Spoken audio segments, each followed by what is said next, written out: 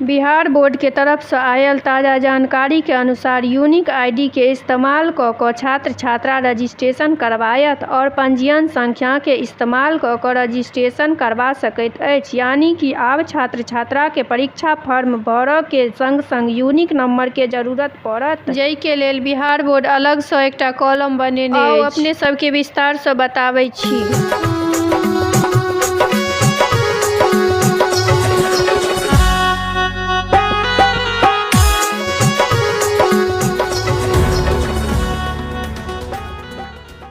अपने सब देख रहल छी मिथिला समाचार टीवी और मिथिला के अधिकांश क्षेत्र बिहार में अछि। एहि बेर होय वाला मैट्रिक और इंटर के परीक्षा में शामिल होय वाला विद्यार्थी के एकटा यूनिक आईडी भेटत, जइसँ कि परीक्षा में शामिल होय वाला छात्र छात्रा सब के पहचान आसान भ जायत। बिहार विद्यालय परीक्षा समिति मैट्रिक और इंटरमीडिएट परीक्षा 2023 में जतेक भी छात्र छात्रा शामिल होयत, सब छात्र छात्रा के एकटा यूनिक आईडी नंबर जारी कैल गेल अछि। यूनिक नंबर 13 अंक के होयत, जइ में रजिस्ट्रेशन नंबर के संग बोर्ड जारी केलक ये। बिहार बोर्ड के तरफ सँ आयल ताजा जानकारी के अनुसार यूनिक आईडी के इस्तेमाल क क छात्र छात्रा रजिस्ट्रेशन करबायत और पंजीयन संख्या के इस्तेमाल क क रजिस्ट्रेशन करबा सकैत अछि। यानी कि आब छात्र छात्रा के परीक्षा फॉर्म भरय के संग संग यूनिक नंबर के जरूरत पड़त, जइ के लेल बिहार बोर्ड अलग सँ एकटा कॉलम बनेने अछि। अपने सब के जानकारी के लेल बता दी जे अपने सब रजिस्ट्रेशन नंबर के साथ यूनिक नंबर नहीं भरै छी त अहाँ सब के परीक्षा रद्द क देल जायत। यूनिक आईडी नंबर 13 अंक के होयत। अखन तक 30 लाख छात्र छात्रा के यूनिक आईडी नंबर जारी भ चुकल अछि। 13 अंक के यूनिक आईडी नंबर के रजिस्ट्रेशन नंबर कार्ड के साथ बिहार बोर्ड जारी केलक अछि। यानी कि एहि बेर छात्र छात्रा के इंटर और मैट्रिक परीक्षा 2023 रजिस्ट्रेशन नंबर के अलावा और यूनिक आईडी नंबर भरनाइ जरूरी अछि। एहि बेर होय वाला मैट्रिक और इंटर के परीक्षा में शामिल होय वाला विद्यार्थी के एकटा यूनिक आईडी भेटत, जइसँ कि परीक्षा में शामिल होय वाला छात्र छात्रा सब के पहचान आसान भ जायत। बिहार विद्यालय परीक्षा समिति मैट्रिक और इंटरमीडिएट परीक्षा 2023 में जतेक भी छात्र छात्रा शामिल होयत, सब छात्र छात्रा के एकटा यूनिक आईडी नंबर जारी कैल गेल अछि। 13 अंक के यूनिक आईडी नंबर के रजिस्ट्रेशन नंबर कार्ड के साथ बिहार बोर्ड जारी केलक अछि। यानी कि एहि बेर छात्र छात्रा के इंटर और मैट्रिक परीक्षा 2023 रजिस्ट्रेशन नंबर के अलावा और यूनिक आईडी नंबर भरनाइ जरूरी अछि।